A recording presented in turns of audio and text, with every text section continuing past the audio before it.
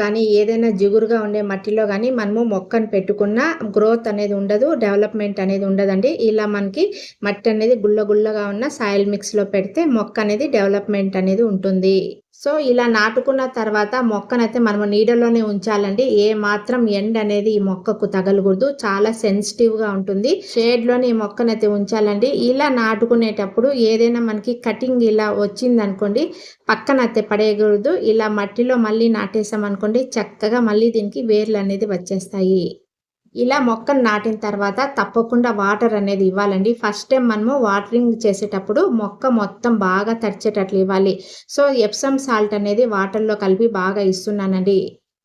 Epsom salt అనేది magnesium sulphate అండి. వేరు వ్యవస్థ బాగా ఉండడానికి, అలాగే గ్రోత్ ఉండడానికి ఇది బాగా యూజ్ అవుతుందండి. సో ఇది మనం వాటర్లో ఇవ్వచ్చు, అలాగే మట్టిలో కలపచ్చు. మొక్క నాటేటప్పుడు మట్టిలో కూడా వేయొచ్చండి. అంత